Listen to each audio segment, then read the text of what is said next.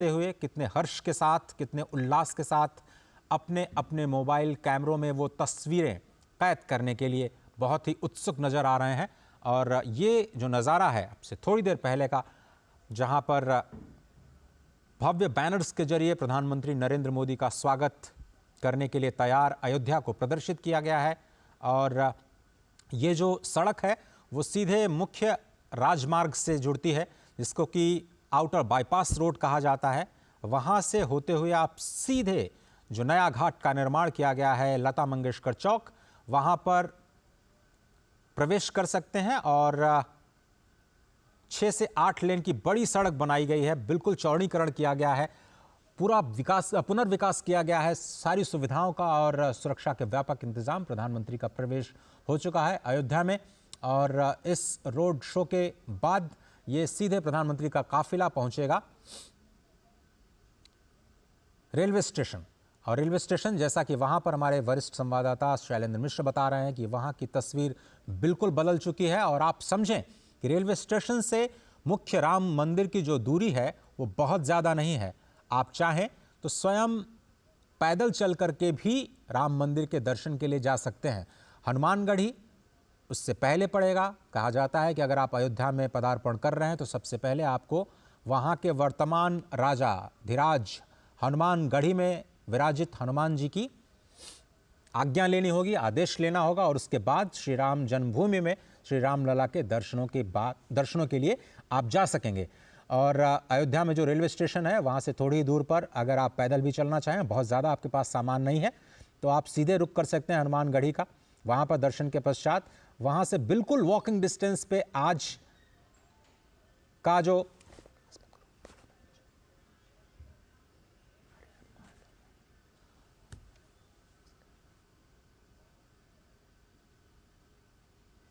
आशुतोष शुक्ला हमारे साथ जुड़ रहे हैं हनुमानगढ़ी से। नमस्कार आशुतोष, बहुत धन्यवाद वक्त निकालने के लिए। थोड़ा सा हमें माहौल पहुंचाने की कोशिश करिए अपने जरिए, अपने शब्दों के जरिए। क्या है वहां पर प्रधानमंत्री के आगमन के बाद अयोध्या में क्या कुछ बदला? देखिए, अगर हम अजय कहें तो आज के अतिरेक को देख सकते, जो भक्ति का अतिरेक है, आवेग है, और जिस तरीके से अयोध्या के लोगों का उत्साह है, इसको शब्दों में बात करना बड़ा मुश्किल होगा। कारण स्पष्ट है कि आज का जो लोगों का यहाँ पर इकट्ठा होना है, वो इकट्ठा अनायास नहीं हुआ है, भक्तिपूर्ण भाव से इकट्ठा हुए हैं। उनमें रोष नहीं है, इसमें शांति है, इसमें उत्साह है, इसमें एक संतुष्ट का भाव दिखाई देता है। अयोध्या यही संतुष्टि चाहती थी वर्षों वर्ष को, 500 वर्षों के लगातार संघर्ष के बाद जब यही स्थिति आई है कि भगवान श्री राम लला की प्राण प्रतिष्ठा के प्रधानमंत्री नरेंद्र मोदी 22 जनवरी को आएंगे। लेकिन उसके पूर्व अयोध्या को नवनिर्मित करने के लिए, अयोध्या को पूरी तरह से धार्मिक पर्यटन के रूप में, धार्मिक पर्यटक स्थल के रूप में विकसित करने के लिए अनेकों कार्यक्रम, जिसमें एयरपोर्ट हो, चाहे रेलवे स्टेशन हो, चाहे यहाँ सड़कों का सुधार हो, या मूलभूत सुविधाओं का विकास हो, जिससे कि देश और विदेश से आने वाले भक्तों को कोई समस्या न यहाँ पर हो, उन सारी चीजों की व्यवस्था प्रधानमंत्री और मुख्यमंत्री और उत्तर प्रदेश और केंद्र की सरकारों का जो सौजन्य रहा है, सौजन्य को यहाँ पर धन्यवाद देने के लिए अयोध्यावासी पूरे नगर सड़क के दोनों तरफ जो है यहाँ पर इकट्ठा हुए हैं। आशुतोष, आप मुझे थोड़ा सा वो मार्ग बता सकते हैं जहां इस वक्त हम देख रहे हैं तस्वीरों में प्रधानमंत्री कौन से रास्ते से जा रहे हैं, और उसके बाद कैसे हनुमानगढ़ी होते हुए, उस रास्ते से होते हुए रेलवे स्टेशन तक पहुंचेंगे? वो थोड़ा खाका खींच सकते हैं हमारे लिए? बिल्कुल अजय, अगर आप जो है राजधानी लखनऊ की तरफ से आते हैं तो राजधानी लखनऊ से गोरखपुर को जो हमारा हाईवे जाता है, उस हाईवे पर अयोध्या धाम जो है वहां से प्रवेश करते ही अयोध्या धाम में आपको जो है इस बात का एहसास होगा। और खासतौर पर यहाँ पर जो व्यवस्था की जा रही है, इस तरह से की जा रही है कि जो भक्त अपने भावों को लेकर के आए, उन्हें यहाँ पर प्रवेश करते ही अयोध्या में अपना वातावरण दिखाई दे, और वह धर्म को कहलाता है, जिस पर प्रधानमंत्री नरेंद्र मोदी उतर करके लोगों से अभिवादन स्वीकार करेंगे, लोगों से मुलाकात करेंगे। जी, धर्म पक्ष से होते हुए प्रधानमंत्री जी लता मंगेशकर की याद में बनाए गए इस चौराहे पर पहुंचेंगे, और कहीं न कहीं इसके पीछे संपूर्ण अयोध्या का जो नव निर्माण किया जा रहा है, इसके पीछे चाहे साहित्य हो, चाहे संगीत हो, सबको एक मिश्रित भाव देकर किया जा रहा है। यही कारण है कि लता और लता का नाम इस चौराहे को दिया गया और इस चौराहे से होते हुए प्रधानमंत्री नरेंद्र मोदी आगे बढ़ेंगे और हनुमानगढ़ी के सामने से होते हुए भगवान श्री राम लला के स्थान पर पहुंचेंगे जहां उनका प्रवेश द्वार है। इसके साथ ही वो रेलवे स्टेशन पहुंचेंगे, रेलवे स्टेशन से फिर से एयरपोर्ट पहुंच जाएंगे। अजय, बिल्कुल सही कहा आपने। इस वक्त जो हम तस्वीरें देख रहे हैं वो है धर्मपथ की। जिस तरह से हमारे वरिष्ठ संवाददाता आशुतोष शुक्ल, जो कि इस वक्त हनुमानगढ़ी के पास बिल्कुल हैं, बता रहे थे कि इस वक्त प्रधानमंत्री नरेंद्र मोदी रोड शो के पहले हिस्से में धर्मपथ पर अभिवादन स्वीकार कर रहे हैं जनता जनार्दन का, और पोस्टर बैनर के जरिए लगातार उनका स्वागत और साथ ही साथ जनता को भी जो विकास कार्य हैं उनकी जानकारियां देते हुए ये जो बैनर पोस्टर्स हैं, खासतौर पर विकसित भारत की जो विकास यात्रा शुरू की गई है। अगर आप थोड़ी देर बाद देखें तो ये जो काफिला है प्रधानमंत्री का पहुंचेगा लता मंगेशकर चौक, जहां पर 3 विकसित भारत की मोदी की गारंटी की गाड़ियां लगातार लोगों को विकास के कार्यों के बारे में बताती रहे। आप पीछे देखिए 9 करोड़ से ज़्यादा लोगों को कैसे योजनाओं के लाभ के साथ जोड़ा गया है, उसकी जानकारी। और जनता जनार्दन भागते हुए कार के काफिले के साथ सिर्फ इसी उम्मीद में कि एक तस्वीर और वेद मंत्रोच्चार, इस वक्त आप देख रहे हैं आपकी स्क्रीन पर, वेद मंत्रोच्चार के जरिए उनका स्वागत किया जा रहा है, फूल मालाओं के जरिए प्रधानमंत्री का स्वागत। और आशुतोष शुक्ल लगातार पल पल पर जो हमारी गतिविधियां उस पर नजर रखे हुए हैं। राजेश राज हमारे साथ जुड़े हैं। राजेश, आपने भी जायजा लिया नई दिल्ली रेलवे स्टेशन का, लेकिन आप चूंकि बिहार से आते हैं, मां जानकी की जो धरती है वहां से आते हैं, कैसे बिहार के लोग आज नई सुविधाओं के साथ अपने आप को अयोध्या के साथ जुड़ते हुए पाएंगे? देखिए अजय, बिल्कुल आपने सही कहा कि जो अवध और मिथिला के जो संबंध हैं वो बेहद पुराने हैं, और इस संबंध की जो कड़ी है वो कहीं ना कहीं अमृत भारत एक्सप्रेस ट्रेन को जो परिचालन शुरू होगा तो इन संबंधों की कड़ी और भी आगे बढ़ेगी। और हम सब लोग जानते हैं कि अवध भगवान श्री राम की जन्मभूमि है और मिथिला उनका ससुराल है। माता जानकी की जो जन्मभूमि है वो सीतामढ़ी है, और यह जो ट्रेन है अमृत भारत जिसका आज लोकार्पण प्रधानमंत्री मोदी कर रहे हैं, यह train Anand Vihar railway station से चलकर अयोध्या होते हुए, श्री राम जन्मभूमि से अयोध्या होते हुए, माता जानकी की जन्मभूमि सीतामढ़ी होते हुए दरभंगा मिथिलांचल तक की यात्रा जब करेगी तो अवध और मिथिला की दूरियां ही नहीं घटेंगी, बल्कि दिलों के बीच जो हम कह सकते हैं कि जो रिश्तों की जो प्रगाढ़ता है, गर्माहट है, वह भी देखने को मिलेगी। और जो पौराणिक संबंध है, जो पुराने जो रिश्ते रहे हैं, वह भी आगे बढ़ेंगे। और वंदे भारत जैसी हाई क्लास ट्रेन जब भारतीय रेल ने चलाया और उसकी सफलता को देखकर जब विपक्ष के लोग ये कहते थे कि सिर्फ एक क्लास को प्रभावित करने के लिए ट्रेन चलाई गई है, तो अमृत भारत ट्रेन जो है ये नॉन एसी ट्रेन है, और यह जो सामान्य लोग हैं उनके सपनों पर खड़ा उतरने की कोशिश जो है वो भारतीय बिल्कुल सही कहा आपने। और बिल्कुल सही कहा आपने राजेश, चूंकि मिथिला के रस से बहुत सारे लोग अनभिज्ञ हैं, जानते नहीं है कि मिथिला का रस कैसे आपको प्रेम में सराबोर कर देता है। इसलिए जब ये सुविधाएं बढ़ेंगी तो माँ जानकी की धरती, जैसा कि आप कह रहे हैं, सीतामढ़ी और दरभंगा से होती हुई जो अमृत ट्रेन चलेगी। और इस वक्त आप देख रहे हैं राम कथा पार्क, जो कि बिल्कुल पास में है लता मंगेशकर चौक के, वहां पर प्रधानमंत्री का काफिला पहुंच चुका है। ये स्तंभ जो देख रहे हैं वो नए भारत के नए विकास स्तंभ हैं। अलग मार्ग पर थोड़ी थोड़ी जगह पर आपको सुलभ शौचालय दिखाई देंगे, यानी बिल्कुल स्वच्छता का ख्याल रखा जाएगा। प्रधानमंत्री जिसके लिए हमेशा कहते रहे हैं कि जो भी तीर्थयात्री आएँ वो अपना ख्याल रखें, साथ ही साथ शहर का ख्याल रखें, उस तीर्थ का ख्याल रखें जहां पर वो तीर्थाटन के लिए, पर्यटन के लिए जा रहे हैं। ये जो स्तंभ है अभी उसकी खूबसूरत आभा आप शाम को देखिएगा, जब यहाँ पर ज़बरदस्त लाइटिंग होती है तो इन स्तंभ के जरिए कैसे एक विकास का द्वार आपको दिखता है। ये बिल्कुल लता मंगेशकर चौक पर इस वक्त प्रधानमंत्री का काफिला पहुँच चुका है। बहुत ही खूबसूरत तस्वीरें, अनेक संगीत और वाद्य यंत्र के साथ सैकड़ों लोग इस वक्त लता मंगेशकर चौक के पास प्रधानमंत्री नरेंद्र मोदी का अभिवादन करते हुए। उत्सुकता लोगों को जरूर थी, लेकिन उत्सुकता थी 22 जनवरी की। आज के दिन का अंदाज शायद किसी को भी नहीं रहा होगा कि प्रधानमंत्री 22 जनवरी से पहले आज 30 दिसंबर को भी यानी 2023 खत्म होते होते एक बार अयोध्या का दौरा करेंगे। साथ ही साथ अयोध्या को कई हजारों करोड़ रुपए की परियोजनाओं की सौगात भी देंगे। बहुत सारी परियोजनाएं पिछले 2 साल 3 साल से जो नए अयोध्या का मास्टर प्लान है उसके तहत चल रही थी, उसमें आज 2 बड़ी परियोजनाएं राष्ट्र को समर्पित की जा रही हैं, जिसमें कि अयोध्या धाम रेलवे स्टेशन और महर्षि वाल्मीकि इंटरनेशनल एयरपोर्ट। ये जो 2 परियोजनाएं हैं, एक परियोजना दुनिया को कनेक्ट करेगी भगवान राम के धाम से, तो दूसरी परियोजना देश के विभिन्न हिस्सों को भगवान राम के धाम से कनेक्ट करेगी। आशुतोष, क्या आप मेरे साथ बने हुए हैं? नमस्कार आशुतोष, क्या आप मेरे साथ हैं? बिल्कुल अजय, मैं आपके साथ हूँ और इस वक्त प्रधानमंत्री का काफिला धीरे धीरे अयोध्या में प्रवेश कर रहा है और अयोध्या में जो धर्म पक्ष ये काफिला राम पक्ष की ओर मुड़ेगा। राम पक्ष से हनुमानगढ़ी की ओर जो रास्ता जाता है वो भक्ति पक्ष कहलाता है, लेकिन भक्ति पक्ष आज प्रधानमंत्री नहीं जाएंगे। आज राम पक्ष होते हुए वो नवनिर्मित रेलवे स्टेशन का उद्घाटन करने के लिए जाएंगे, जहां पर अयोध्या से और देश और दुनिया की कनेक्टिविटी के लिए तमाम सारी ट्रेनों को जो है हरी झंडी दिखाएंगे। इसके साथ ही नवनिर्मित अयोध्या रेलवे स्टेशन का उद्घाटन करेंगे।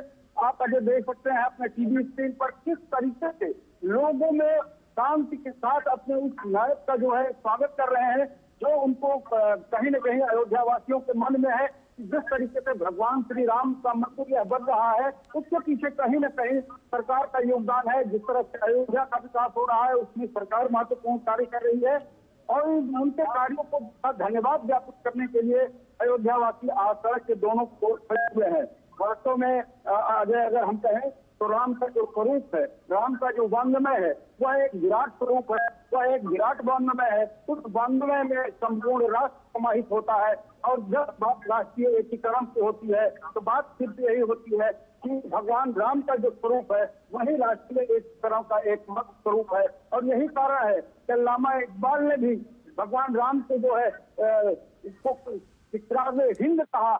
और यही कारण है कि चाहे जो संस्कृति और सभ्यता रही हो, सारी सभ्यता और सारी संस्कृतियों के लोगों ने भगवान राम के चरित्र को माना है। और ये कारण स्पष्ट है, भगवान राम राजा दशरथ के पुत्र राजकुमार जिन्हें गद्दी मिलने जा रही है, उनका राज्याभिषेक होने जा रहा है, उन्हें वन गमन की जो है अनुमति दी जाती है, आदेश दिया जाता है।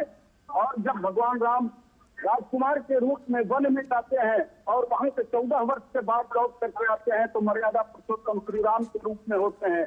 भगवान श्री राम ने न कोई उपदेश दिया, न कोई ज्ञान की बात कही, लेकिन समाज, जीवन और मृत्यु के हर पल को जागृत किया, हर पल को जी करके बताया कि व्यक्ति को अपने जीवन को किस तरह से अनुशासित रख जीना चाहिए, राष्ट्र के प्रति उसका क्या समर्पण होना चाहिए, भारत के भाई के प्रति क्या होना चाहिए, पिता के प्रति क्या होना चाहिए, समाज के प्रति उसका क्या उत्तरदायित्व है, राजा के रूप में उसका व्यवहार क्या है। और यही कारण है कि राम राज्य की आज भी कल्पना की जाती है और उसी राम राज्य की कल्पना को साकार करने के लिए प्रधानमंत्री नरेंद्र मोदी आज अयोध्या की सड़कों पर हैं। कभी वो धर्म पथ पर हैं, कभी राम पथ पर हैं, कभी भक्ति पथ पर हैं, लेकिन ये सारे पथ एक इस राजनीति की ओर जाते हैं, ये सारे पथ इस शांति की ओर जाते हैं जिसकी न केवल देश को बल्कि दुनिया को जरूरत है। अजय, बिल्कुल सही कहा आपने। और अगर इस दृश्य की बात करें तो ये सामान्य दृश्य नहीं है आशुतोष, और कई दिनों से आप उस अयोध्या की परम पावन धरती पर निवास कर रहे हैं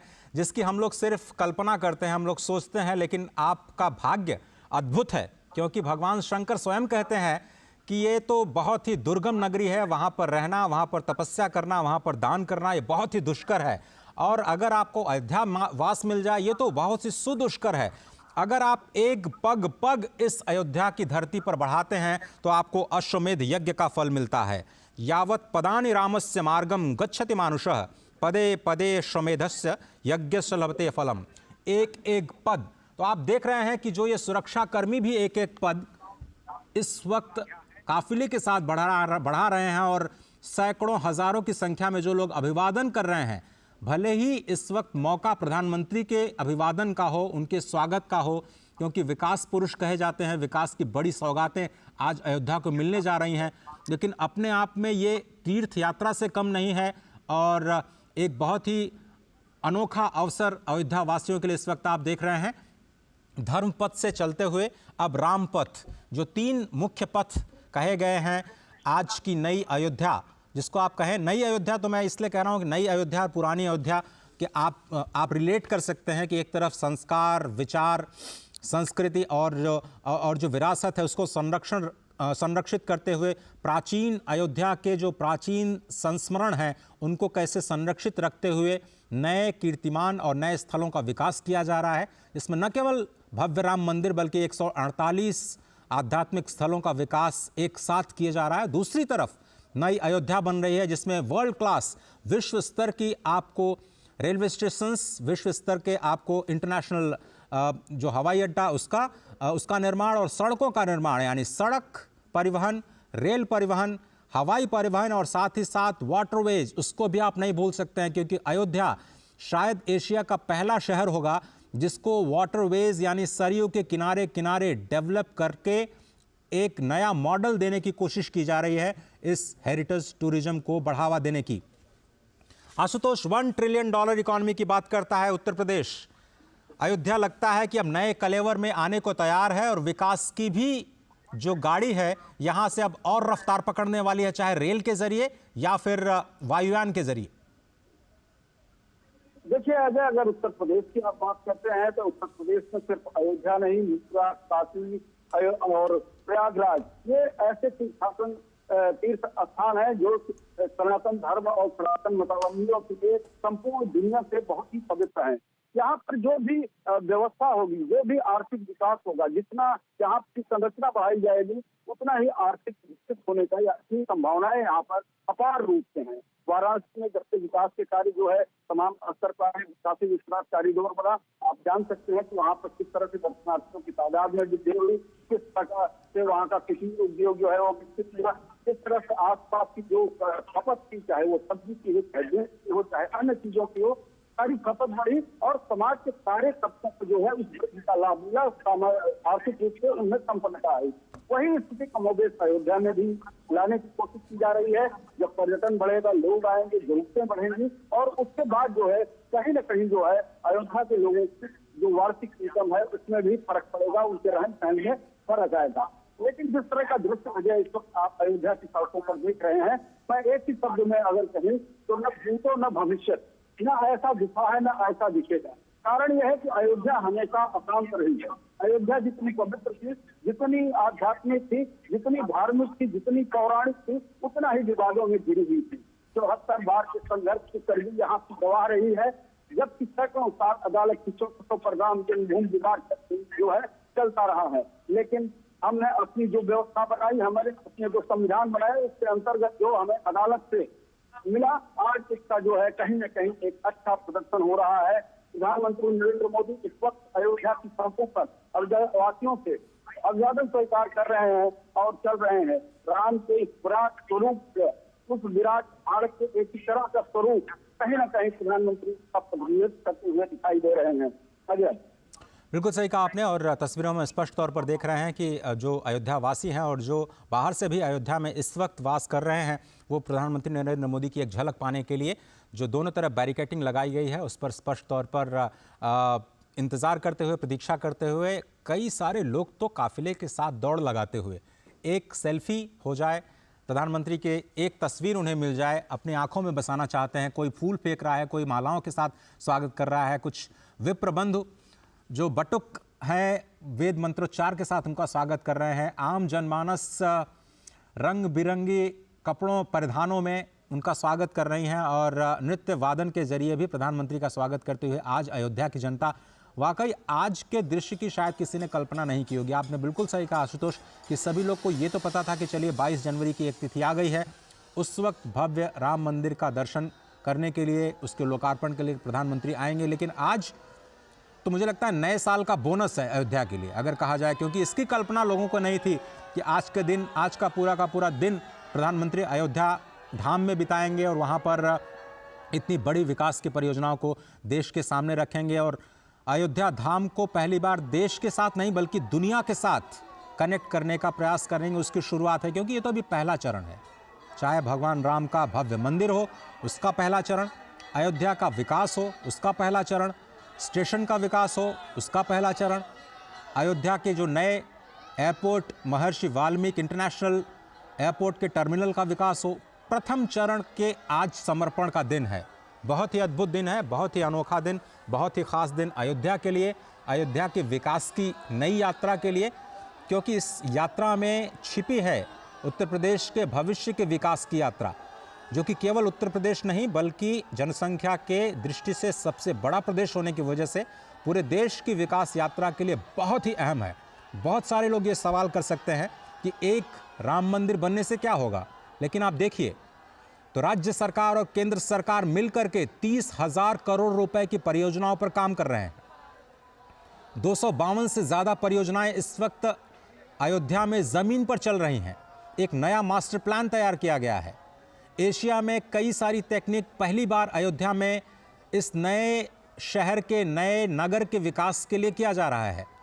नए नगर के विकास के लिए पुराने जो परंपराएं थी, थोड़ा सा उससे हटते हुए जो आधारभूत संरचना का निर्माण किया गया है, वो भविष्य के लिए अयोध्या को तैयार करता है, नए भारत की नई तस्वीर के लिए अयोध्या को तैयार करता है। और ये जो सड़क आप देख रहे हैं, ये पहले गली हुआ करती थी।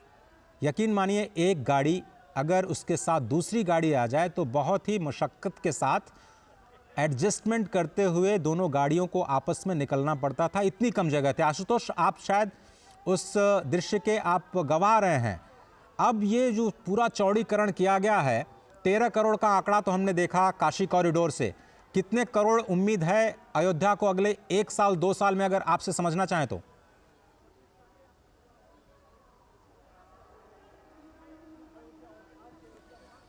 चलिए आशुतोष से हम संपर्क करने की कोशिश करेंगे। जी जी जी जी अजय, तो पहले मैं आपको बताना चाहूंगा कि जो भौतिक वातावरण है वो सुविधा भक्तों को प्रदान करता है, लेकिन आकर्षण जो है निश्चित की होती है, उस जगह की होती है, उस देवता की है जो सबको आकर्षित करता है, जो अपने पथ से अपने मार्ग पर चलाने के लिए लोगों को प्रेरित करता है। और यही कारण है कि अब कोई बजट, कोई संख्या अयोध्या के लिए न सरकार निर्धारित कर रही है, न लोग चाहते हैं कि निर्धारित हो। लोग ये चाहते हैं कि एक ऐसी अयोध्या बने जो अविस्मरणीय हो, एक ऐसी अयोध्या बने जो शांति का प्रतीक हो, एक ऐसी अयोध्या बने जो निशस्त्रीकरण को जो है जोड़ दे, बारूद के ढेर पर बैठी हुई दुनिया को संदेश दे, शांति का संदेश, सद्भाव का संदेश दे। और उस संदेश को जहाँ पर कहा जाता है कि प्राणियों में सद्भावना हो, यानी कि मनुष्य ही नहीं जिसमें जीव है ये भी सद्भाव के साथ जीवन जिए और आगे बढ़े, इस बात की जहाँ पे प्रेरणा मिलती है। प्रधानमंत्री नरेंद्र मोदी आज इसी अयोध्या में है, अयोध्या के पथ पर है और लोगों से मुलाकात कर रहे हैं। जी अजय, बिल्कुल सही कहा आपने। और जिस बात का मैं जिक्र कर रहा था, आपको याद होगा काशी कॉरिडोर, जिसकी जब शुरुआत की गई तो बहुत सारे लोगों ने सवाल उठाए थे कि एक कॉरिडोर बनने से क्या होगा। आंकड़ा आपके सामने है, 13 करोड़ लोग आ चुके हैं, रिकॉर्ड बनते जा रहे हैं, वहां पर होटल्स ठहरने की जगह नहीं मिल रही है। अयोध्या का भी वही हाल होने वाला मुझे लगता है 1 साल बाद। आशुतोष, अयोध्या का हाल तो वर्तमान समय से ही है और अयोध्या का जितना बड़ा मूवमेंट चला है, आंदोलन चला है, उसके कारण इससे कहीं न कहीं पीढ़ियां जुड़ गई और उन पीढ़ियों में जो भी लोग हैं वो इस निर्माणाधीन राम मंदिर का भी दर्शन करना चाहते हैं। तो मैं ये कह सकूं कि मेरे पिताजी ने आंदोलन में भाग लिया था और आज मेरे सामने या मेरे पिता के सामने इस मंदिर का निर्माण हो रहा है। तो इस तरह से अयोध्या में जो अयोध्या वासी रहती, भक्तों की संख्या कम रहती थी, तमाम यहाँ पर पहरे थे, उसके चलते पूरी पड़ी रहती थी। वो अयोध्या से साल से लगातार पॉलिटिक्स चल रही है, खिली हुई है, लगातार जो है यहाँ पर भक्तों का आना बना हुआ है। तो सुदूर देश से लोग आ रहे हैं, विभिन्न प्रांतों से लोग आ रहे हैं। भाषा और भौगोलिक सीमाएं अयोध्या आने के लिए टूट गई है। लोग सिर्फ रामलला विराजमान का दर्शन चाहते हैं, रामलला विराजमान के प्रार्थना के बाद भगवान राम की स्तुति करके उनका आशीर्वाद चाहते हैं। और यही कारण है कि प्रधानमंत्री नरेंद्र मोदी उस जनभावना के अनुरूप व्यवहार करते हुए एक नायक के तौर पर अयोध्या की सड़कों पर अजय आपको दिखाई दे रहे हैं। अजय, बिल्कुल सही कहा आपने। और स्पष्ट इन तस्वीरों से ये हो जाता है कि आज प्रधानमंत्री जब पहुंचे हैं अयोध्या की धरा पर, और ये सीधी तस्वीरें हम आपको इस वक्त दिखा रहे हैं, ये है रामपथ। धर्मपथ से होते हुए पहले लता मंगेशकर चौक, लता मंगेशकर चौक से जब आप बाएं मुड़ते हैं तो उसको आप रामपथ कहते हैं। और मुझे लगता है कि जो नया मार्ग बनाया जा रहा है, जो भगवान राम के मंदिर तक आपको लेकर के जाएगा, उस मार्ग पर तो आज प्रधानमंत्री नहीं जाएंगे, लेकिन उसको कहा जाएगा भक्ति पथ। 4 स्पेशल कॉरिडोर्स बनाए जा रहे हैं, जिसमें 3 पर काम पूरा हो चुका है। और बीच बीच में जो तस्वीरें आ रही हैं वो नई दिल्ली जो नई अयोध्या धाम रेलवे स्टेशन की तस्वीरें हैं, वो भी हम आप तक पहुंचा रहे हैं। हमारे संवाददाता शैलेंद्र मिश्र, हमारे वरिष्ठ संवाददाता राजेश राज, आशुतोष शुक्ल और एयरपोर्ट पर रवि धीमान जी पल पल की खबरों तो आप तक पहुंचा रहे हैं। लेकिन ये तस्वीरें बहुत ही अहम, आपको बता दें, रामपथ से जाते हुए प्रधानमंत्री नरेंद्र मोदी अभिवादन करते हुए हजारों की संख्या में लोग उनकी एक झलक पाने के लिए बेसब्री से उनका इंतजार करते हुए, और उम्मीद से बढ़ कर के आज प्रधानमंत्री ने उन्हें एक तरह से सौगात दी है। क्योंकि किसी ने नहीं सोचा था कि 30 दिसंबर को एक ऐसा मौका आएगा जब प्रधानमंत्री को रामलला विराजमान होने से पहले एक बार रूबरू होने का मौका मिलेगा यहाँ की स्थानीय जनता को। और न केवल रूबरू होने का मौका मिलेगा, बल्कि प्रधानमंत्री खुद आज कई ऐसी परियोजनाएं अयोध्या के विकास के लिए सौंपेंगे जो भविष्य की एक बुनियाद, एक मजबूत बुनियाद बनाता हुआ नजर आएगा। राजेश, क्या आप मेरे साथ हैं?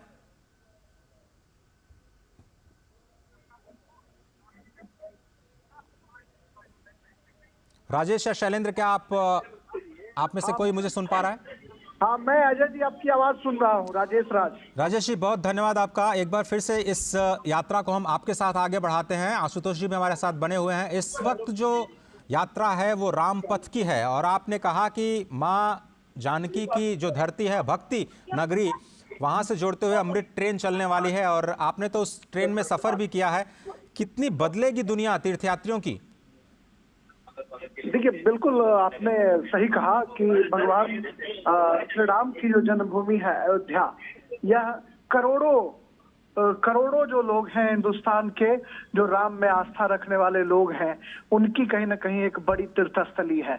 और यहाँ पर दक्षिण भारत के जो लोग हैं उनका भी सालों भर आगमन होता रहता है। तो सिर्फ अयोध्या जो है कोई बिहार और उत्तर प्रदेश नहीं, बल्कि पूरब, पश्चिम, उत्तर, दक्षिण। आपने रंगनाथ की याद दिला दी हमें राजेश राज जी। और सही कहा आपने कि बैंगलोर से भी तो जुड़ रहे हैं हम लोग नई ट्रेन के जरिए।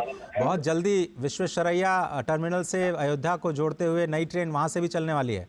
बिल्कुल, आज जो 2 अमृत भारत ट्रेन का परिचालन हो रहा है अजय, उसमें अयोध्या से एक दरभंगा और दूसरी जो ट्रेन है वो मालदा टाउन और बेंगलोर के बीच जो है वो अमृत भारत का परिचालन हो रहा है।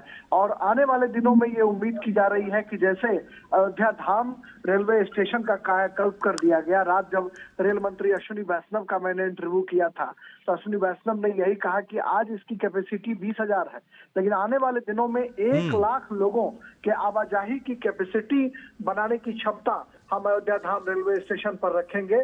और स्टेशन के सबसे ऊपरी हिस्से पर जाकर के जब हमने देखा तो एक रूफ जो है वो तैयार किया गया है, जिस पर भी मुसाफिर आकर के बैठने का काम करेंगे। रूफ लॉन्ज उसको कहा जाएगा, और वो एक बेहद खूबसूरत नजारा प्रस्तुत कर रहा है। तो कुल मिलाकर हम देख सकते हैं कि जब यहाँ पर अयोध्या जो लोग आएंगे तीर्थाटन करने के लिए, और उनकी हसरत होगी कि माता जानकी की भूमि सीतामढ़ी हम जाएं, और सीतामढ़ी से फिर जो रामचंद्र जी का जो ससुराल है जनकपुर, वहां तक की यात्रा करें, तो कहीं न कहीं राजा दशरथ और राजा जनक की जो दोनों नगरी है, वो नगरी दोनों अपने को एक दूसरे को एसोसिएट करेंगे, संबद्ध करेंगे। और जो यहाँ तीर्थाटन करने वाले लोग हैं राजेश जी, जब भगवान राम की वर यात्रा श्री अयोध्या धाम से निकली जनकपुर पहुंचने के लिए, तो कई सारे दिन लग गए, क्योंकि उस वक्त तो रोज लोग पैदल चला करते थे, रथ के द्वारा चला करते थे। लेकिन आज जो यात्रा है विकास की इस नए परिवेश में, आधुनिक परिवेश में, समय की जो सीमा है बहुत कम हो जाएगी। ये जो अमृत ट्रेन्स आप बता रहे हैं, कितना समय लगेगा पहुंचने में माँ जानकी की धरती से भगवान राम की अयोध्या धाम तक? देखिए, अयोध्या धाम जो ट्रेन अभी इनॉग्रल जो ट्रेन है, जिस ट्रेन में मैं सफर करूंगा गोरखपुर तक, हम बाबा जी। गोरखनाथ की धरती तक हम जाएंगे, तो गोरखपुर तक हम 2-2:30 बजे के आसपास पहुंचेंगे और यह ट्रेन दरभंगा आज रात तकरीबन 12 बजे के आसपास जो है, ये 12 बजे के आसपास, 12 बजे से के ऊपर जो है ये ट्रेन पहुंच जाएगी। और उससे पहले जो है सीतामढ़ी जो है माता जानकी की जो धरती, वहाँ ट्रेन पहुंचेगी। जनकपुर मतलब मोड़ कमोबेश एक 10-12 स्टेशन होगा। 10-12 घंटे का आप सफर कह रहे हैं कि 10-12 हाँ, घंटे में आप आराम से वहां और से जनकपुर से अयोध्या धाम पहुंच बिल्कुल, सकते हैं। और चलिए, सबसे बड़ी बात है अजय कि जो ट्रेन है, जी। ये ट्रेन फुल्ली जो है नॉन एसी ट्रेन है। और जो पहले सवारी गाड़ियां चलती थी, उन सवारी गाड़ियों को इतना अपग्रेड किया गया है कि इसकी जो सीटें हैं, बाथरूम्स हैं, या जो तमाम जो सुविधाएं इसमें दी गई हैं, बहुत अत्याधुनिक है। हर एक बर्थ पर मोबाइल चार्जिंग की व्यवस्था की गई है, पानी के बोतल रखने की व्यवस्था की गई है, मोबाइल फोन्स आप आराम से वहां पर रख सकते हैं। तो कुल मिलाकर हम देख सकते हैं कि जो पहले लोगों को एक कुप्पे में चार्जिंग पॉइंट के लिए जूझना पड़ता था लोगों को, वो तमाम संकट जो है वो इसमें दूर हो चले हैं। बाथरूम्स भी बहुत खूबसूरत बाथरूम है, अत्याधुनिक सुविधाओं से लैस है। पैर जो है पैर से द्वारा संचालित होगा, वो जो नल अगर खोलने की जरूरत है तो सीधे पैर आप अगर पुश करेंगे तो पैर से ये ट्रेन जो नल है वो नल चालू हो जाएगा। आधुनिक सुविधाओं का बिल्कुल इस्तेमाल किया गया, आप सही कह रहे हैं। लेकिन हम अगर राजेश ये समझना चाहिए कि जो वंदे भारत की बात आप कर रहे थे, वंदे भारत एक अत्याधुनिक तकनीक के साथ एसी कोच की जो व्यवस्था की गई थी, मुझे लगता है कि अब वो उसका लक्ष्य तो है कि 75 वंदे भारत ट्रेन चलाई जाएं। क्या हम ये माने कि आगे जाते हुए अमृत ट्रेन का सिलसिला अब चल निकला है? अयोध्या भले ही एक पड़ाव हो, एक सुखद पड़ाव हो, लेकिन अब अमृत ट्रेन की भी संख्या आगे बढ़ेगी आगे जाते हुए भविष्य में?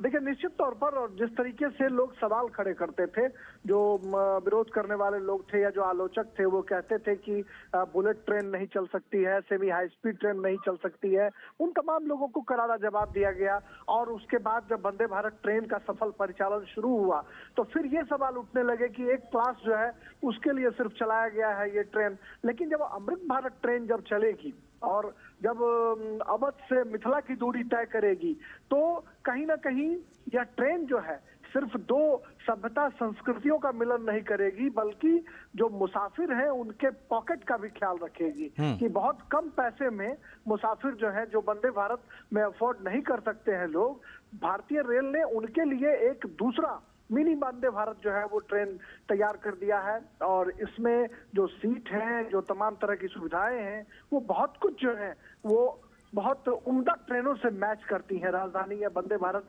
ट्रेनों के जो में जो बहुत सारी चीजें हैं उससे मिलती जुलती ये ट्रेन है। और ऐसे में अगर आने वाले दिनों में सवारी गाड़ियों के परिचालन पर या इन अमृत भारत ट्रेन का अगर परिचालन बड़े पैमाने पर होता है, और मुझे लगता है कि भारतीय रेल इस ट्रेन के माध्यम से जो पुरानी जर्जर जो ट्रेनें हैं उनको रिप्लेस करने की तैयारी भी कर रही है। यानी भारतीय रेल अपने एक नए क्लेवर, नए फ्लेवर, नए तेवर के साथ मुसाफिरों के दिलों पर राज करने की तैयारी कर रहा है। और इसमें अमृत भारत एक्सप्रेस जो है ये मील का पत्थर साबित होगा। और इसकी जो एक नई टेक्नोलॉजी है अजय, वो मैं आपको संक्षेप में बताना चाहूंगा कि ये पुश-पुल, मतलब जो दोनों ट्रेन के इंजन के बीच जो जगह खाली होती थी और ट्रेन में कई बार जोर का झटका लगता था, उस झटके से अमृत भारत एक्सप्रेस ने निजात दिला दी है। दोनों बोगियों के बीच में जो गैप था उस गैप को खत्म कर दिया गया है और ये ट्रेन जो है एक दूसरे बोगी को आराम से कनेक्ट कर रहा है, न सिर्फ टहल कर जाने के लिए बल्कि बोगियों के बीच में कोई गैप नहीं है जिससे ठीक है राजेश जी, जो है वो नहीं लगता। जैसे ही रेलवे स्टेशन पर प्रधानमंत्री पहुंचेंगे और लोकार्पण करेंगे, हम और भी आपसे बात करेंगे अमृत ट्रेन की खूबियों के बारे में और कैसे ये एक नए मील का पत्थर साबित हो सकता है भारतीय रेलवेज के लिए। लेकिन इस वक्त जो आप तस्वीरें देख रहे हैं, बहुत ही अद्भुत, अलौकिक, आधुनिक अयोध्या की जो तस्वीरें हैं आप अपनी स्क्रीन पर देख रहे हैं।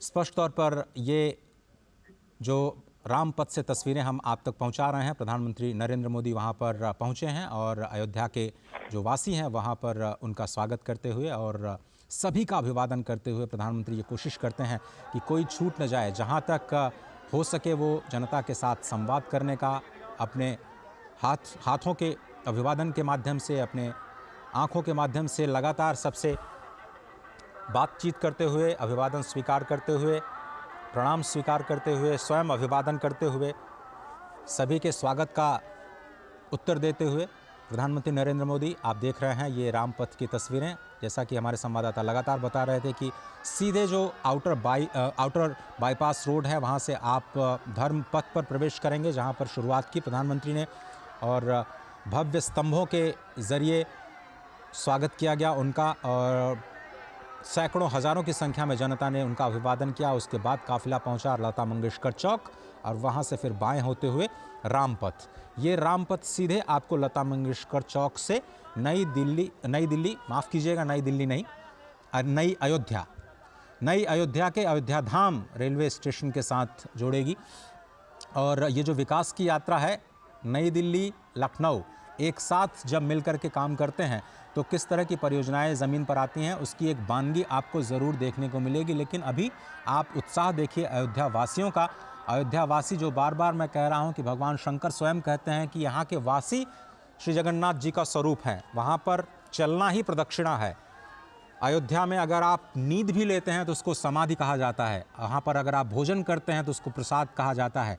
स्पष्ट तौर पर आज बाबा नागेश्वर नाथ जो कि वहाँ के महादेव हैं, बहुत ही प्रसन्न होंगे। लता मंगेशकर चौक पर जो राम की पैड़ी है, वहाँ पर जिनका दिव्य भव्य मंदिर है, वहाँ पर भी सैकड़ों हज़ारों की संख्या में रोज़ लोगों का जमावड़ा होता है और भगवान महादेव आज बहुत ही प्रसन्न होंगे। आज इस विकास यात्रा को देख करके अयोध्या वासियों के मन में जो उत्साह है उसको देख करके, और जो विकास की नई धारा बही है और जो सौगातें अयोध्या को मिलने वाली हैं आने वाले दिनों में, उसको देख करके अयोध्या के जितने भी लोग हैं स्वयं अपने आप को रोक नहीं पा रहे हैं इस वक्त अपने अभिवादन के लिए, प्रधानमंत्री के स्वागत के लिए। रामपथ से बढ़ता हुआ ये प्रधानमंत्री का काफिला। स्पष्ट तौर पर ये कहा जाता है कि जो अयोध्यापुरी है वो पापियों को दुर्लभ है, यानी जो लोग वहाँ नहीं पहुँच पाते हैं वो समझ लीजिए कि थोड़ा सा आपको प्रयास करना है, थोड़ी सिफारिश करनी है कि आपको अयोध्या पहुंचने का एक मौका मिले। अयोध्या में मां सरयू जब आपने देखा कि धर्मपथ से जाते हुए वो राम कथा पार्क के पास पहुंचे, लता मंगेशकर चौक, बिल्कुल वहां से 100 से 150 मीटर दूरी पर मां सरयू बहती हैं। और मां सरयू के तट पर अयोध्या की अगर हम बात किए जाए तो अयोध्या का पूरा जो विस्तार है वो 12 योजन यानी 144 किलोमीटर लंबा और 3 योजन यानी 36 किलोमीटर चौड़ा, ये स्कंद पुराण में अयोध्या की गति और स्थिति बताई गई है। मिथिला से संबंध रखने वाले हमारे संवाददाता राजेश राज से हम बात कर रहे थे और बार बार उनका ध्यान आता है तो मैं मिथिला पहुंच जाता हूं, क्योंकि मिथिला के ही पुरी पीठाधीश्वर वो बार बार ये कहते हैं कि भारत विश्व का हृदय है। और विश्व जब हम कहते हैं तो विश्व शब्द का अर्थ केवल ये वास्तविक दुनिया जो हम आज देख पाते हैं 183 देशों की, वो दुनिया हमारे संस्कारों में, हमारी संस्कृति में विश्व नहीं है, बल्कि विश्व का जो मतलब है, जो अर्थ है, वो विष्णु सहस्त्र नाम में पहला ही नाम भगवान विष्णु का विश्व है। और अनंत अनंत ब्रह्मांड उस विश्व में, उस विश्व शब्द में समा जाते हैं। और जब हम कहते हैं कि भारत विश्व गुरु है तो जो लोग ये समझते हैं नहीं हैं या फिर इस शब्द का अर्थ नहीं समझते हैं, वो इस बात को समझते नहीं हैं कि भारत भा यानी ज्ञान की धरती है और भारत की धरती से ही विश्व गुरु बनने का सपना साकार हो सकता है, हो रहा है और होगा, इसमें कोई शक नहीं है। क्योंकि अनंत अनंत ब्रह्मांड की गति और मति को हमारे ही शास्त्रों और जो संस्कारों हैं उससे समझने की, भगवान राम के स्वयं जीवन से समझने की जो प्रेरणा मिलती है वो स्पष्ट तौर पर दिखाई देती है। मुझे लगता है कि ये काफिला धीरे धीरे उस स्थान तक पहुंच चुका है जिसे अब अयोध्या धाम रेलवे स्टेशन के बिल्कुल करीब समझा जा सकता है। संवाददाता राजेश राज बता रहे थे कि आप रेलवे स्टेशन के परकोटे पर यानी उस शिखर पर पहुंच करके बहुत सारे मंदिरों के शिखर का भी दर्शन कर सकते हैं। वहां पे फूड प्लाजा में व्यंजनों का आनंद ले सकते हैं, प्रतीक्षालय में जाकर के आराम कर सकते हैं और वहां से बिल्कुल पैदल यात्रा करते हुए श्री हनुमानगढ़ी के दर्शन के लिए जा सकते हैं, भगवान श्री राम के दर्शन के लिए जा सकते हैं। तो जिस तरह से मैं बता रहा था कि भगवान ये जो भारत है पूरे विश्व का हृदय है, उसी तरह से ये अयोध्या कहा जाता है वैकुंठ का हृदय है। और स्वयं जो स्वयंभू मनु हैं, उन्होंने भगवान से प्रार्थना करके वैकुंठ से पहले अयोध्या को लेकर के आए। लेकिन जब अयोध्या यहाँ पहुँची तो इस धरा में, इस धरती में उतनी सामर्थ्य नहीं थी कि इस नगरी को अपने ऊपर स्थापित कर पाए। भगवान शंकर की नगरी काशी जिस तरह से उनके त्रिशूल पे बसी है, तो भगवान विष्णु को अपने चक्र को पहले भेजना पड़ा इस अद्भुत अलौकिक नगरी को स्थान देने के लिए। भगवान सुदर्शन चक्र सबसे पहले यहाँ आए और जैसा कि मैं आपको बता रहा था कि 12 योजन लंबी यानी 144 किलोमीटर लंबी, 36 किलोमीटर चौड़ी अयोध्या की धरती को भगवान सुदर्शन चक्र ने अपने ऊपर स्थापित किया। और आज भी माना जाता है कि ये मत्स्याकार जो अयोध्या की परिसीमा है, गुप्तार घाट से लेकर के आज जो नया घाट जिसकी हम बात करते हैं, ये तो बहुत छोटी सीमा है। लेकिन आप 144 केंद्र अगर आप उस राम जन्मभूमि को मान लें तो 144 किलोमीटर का दायरा आप अयोध्या को मान सकते हैं स्कंद पुराण के आधार पर। और उसी अयोध्या को पुनर्विकसित करने का, विकास के साथ साथ विरासत को संभालने का ये प्रण जो हमने विकसित भारत को बनाने के साथ में लिया है कि हमें अपनी विरासत का सम्मान करना है, उसका संरक्षण करना है, उसके निर्माण के लिए ये प्रयास लगातार निरंतर जारी है और आज का दिन बेहद अहम।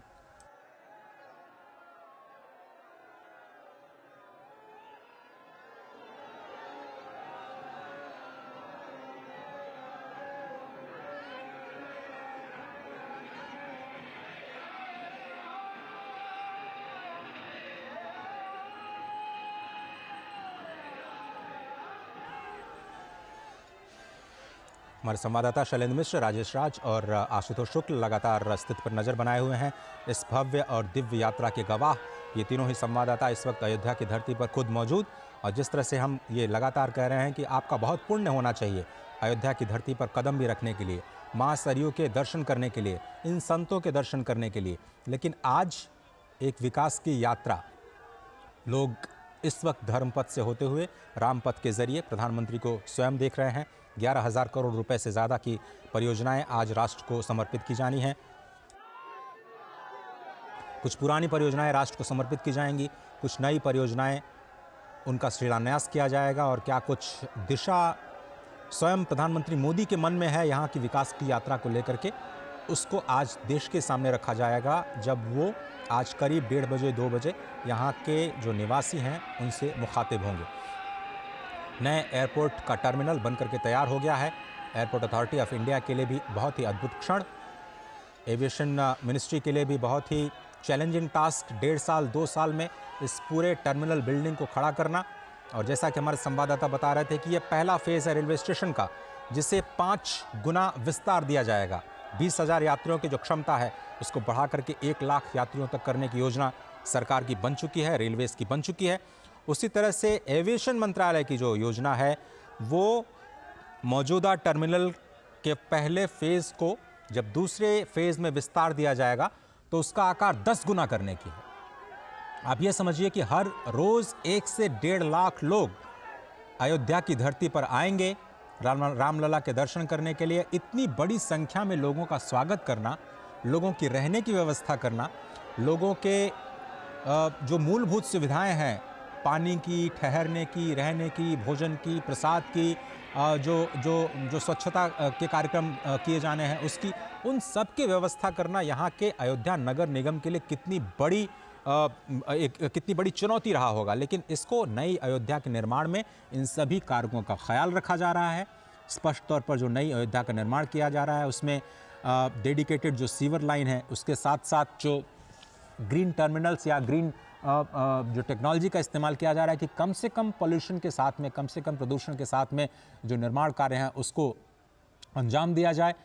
बिल्डिंग्स जो बनाई जा रही हैं, चाहे वो रेलवे स्टेशन की बिल्डिंग हो या फिर एयरपोर्ट टर्मिनल की बिल्डिंग हो, उसको कैसे ग्रीन टेक्नोलॉजी के ज़रिए, नई हरित टेक्नोलॉजी के ज़रिए कम से कम प्रदूषण के साथ बनाया जाए, कम से कम समय में बनाया जाए, ये एक इसका ख्याल रखने की पूरी कोशिश की गई। और लगातार फिर से हम वही आपको समझाने की कोशिश, बताने की कोशिश कि कैसे भारत विरासत को और विकास को एक साथ लेकर के चलने का भरसक प्रयास कर रहा है।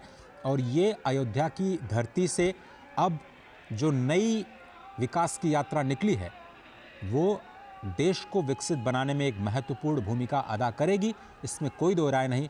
क्योंकि अब जनता, ख़ास तौर पर युवाओं का जो आकर्षण है इन नई आधारभूत संरचनाओं के जरिए, जो पूरी दुनिया को आकृष्ट करने का, भगवान राम के धाम में आकृष्ट करने का जो प्रयास, उसकी शुरुआत हुई है, वो एक अनोखी पहल कही जा सकती है अयोध्या के विकास के लिए।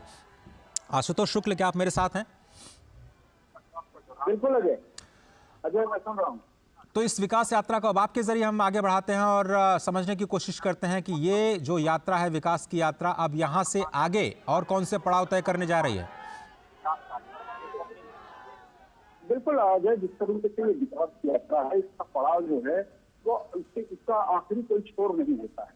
विकास की यात्रा में अगर आप केवल मूलभूत सुविधाओं या संरचनाओं के विकास को विकास मानते हैं तो वह संपूर्ण विकास नहीं है।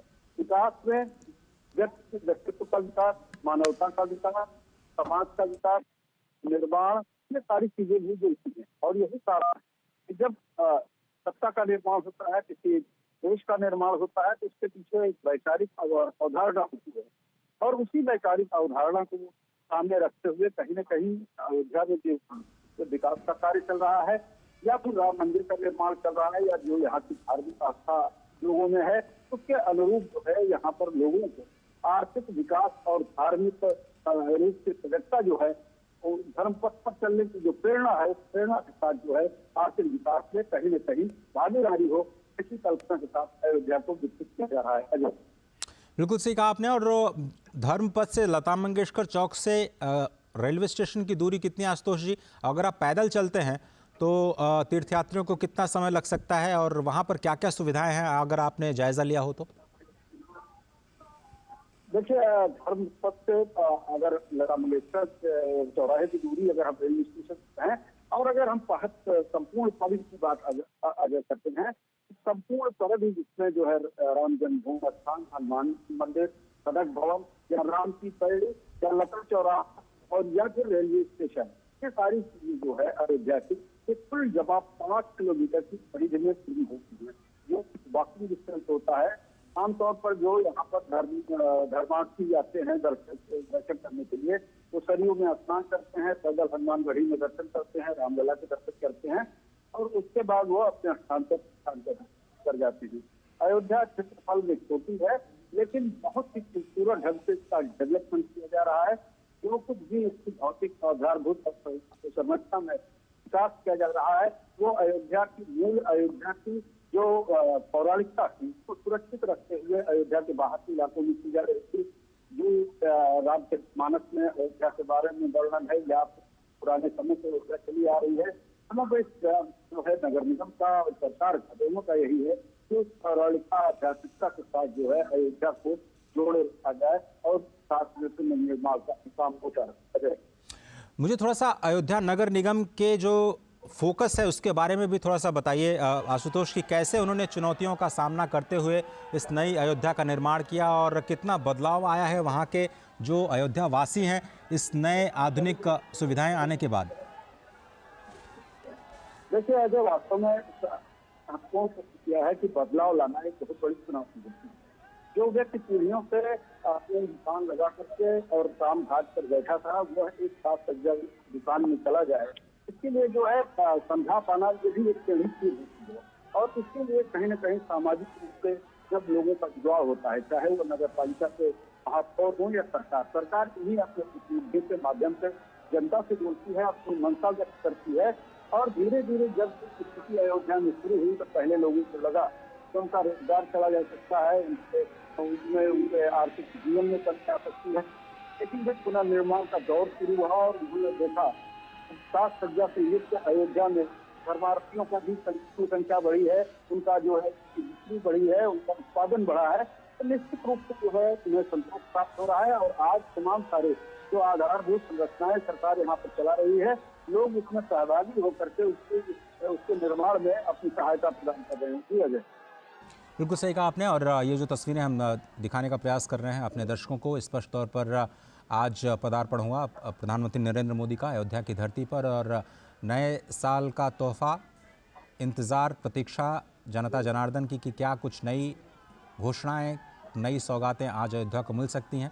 11,000 करोड़ से ज़्यादा के परियोजनाओं का शिलान्यास और लोकार्पण किया जाना है। आज अंतर्राष्ट्रीय एयरपोर्ट जो कि पहली बार अयोध्या में बन करके तैयार हुआ। और उत्तर प्रदेश का देखिए 6 से ज़्यादा इंटरनेशनल एयरपोर्ट्स, गोरखपुर के साथ में ही वाराणसी के बाद आप थोड़ा सा रुख करिए तो अयोध्या के बाद लखनऊ के बाद एशिया का सबसे बड़ा एयरपोर्ट जेवर में बन करके तैयार होगा।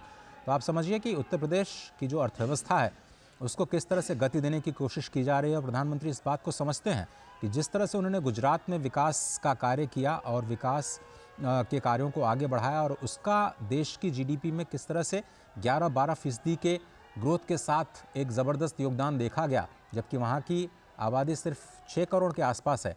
अगर उसके 5 गुने या उससे थोड़ा सा ज़्यादा अगर जनता तक विकास के कार्य उत्तर प्रदेश में पहुँचाए जाएँ तो उसका मल्टीप्लायर इम्पैक्ट बहुत ज़बरदस्त हो सकता है। और अर्थव्यवस्था में मल्टीप्लायर इम्पैक्ट को बहुत ही अच्छे तरीके से इस्तेमाल किया जाता है कि आप आधारभूत संरचना का विकास कीजिए तो जितना आप इन्वेस्टमेंट करते हैं, 1 रुपया लगाते हैं तो 1.5 रुपया वहाँ की स्थानीय जीडीपी में उसका योगदान बढ़ता है। तो अगर आप उत्तर प्रदेश की अर्थव्यवस्था को $1 ट्रिलियन तक लेकर के जाने का प्रयास करते हैं, जो कि $5 ट्रिलियन इकॉनमी एक बहुत बड़ा योगदान कहा जा सकता है, तो उसमें आज जो निवेश किया जा रहा है 250 से ज़्यादा परियोजनाओं के ज़रिए, करीब 30,000 करोड़ रुपए की परियोजनाओं के ज़रिए केंद्र और राज्य की सभी परियोजनाओं को अगर आप मिला लें तो आंकड़ा और भी बढ़ सकता है। लेकिन अभी जो लेटेस्ट आंकड़े हमारे पास हैं उसके मुताबिक 30,000 करोड़ रुपए का जो घोषणा मुख्यमंत्री योगी आदित्यनाथ ने की थी। और साथ ही साथ आपको याद होगा कि यूपी इन्वेस्टर्स समिट जो कि इसी साल 2023 में किया गया, उसमें 35 लाख करोड़ रुपए के निवेश के प्रस्ताव जो उत्तर प्रदेश को मिले, उसमें अयोध्या के विकास कार्य से भी जुड़े कुछ परियोजनाएं हैं जिनका जिक्र उस वक्त किया गया था।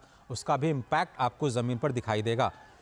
मौका तो है श्री राम लला के विराजमान होने का, 22 जनवरी का सभी को इंतज़ार था, लेकिन उससे पहले नए साल का बोनस अयोध्या वासियों और अयोध्या के आसपास के जनपद निवासियों को आज प्रधानमंत्री ने दे दी है। किसी को उम्मीद नहीं थी कि आज वो एक रोड शो के बाद जो वहाँ का नया रेलवे स्टेशन है जिसका नाम बदल करके अब अयोध्या धाम कर दिया गया है, क्योंकि वहाँ से जो दूरी है रेलवे स्टेशन की, केवल रेलवे स्टेशन से मुख्य राम मंदिर की केवल 3 से 3.5 किलोमीटर। अश्विनी मिश्र हमारे साथ जुड़ चुके हैं। अश्विनी जी, क्या कहेंगे इस यात्रा को, इस विकास की नई यात्रा को जो आज धर्मपथ से होते हुए, रामपथ से होते हुए अब नए निर्माण के जो कहा जाए कि नई अयोध्या का रेलवे स्टेशन है वहां तक जा रही है, इस यात्रा को कैसे परिभाषित करेंगे आप? निश्चित तौर से अजय अगर देखें तो यही कहा जा सकता है कि प्रवेश नगर कीजिए सब काजा, हृदय राखी कौशलपुर राजा।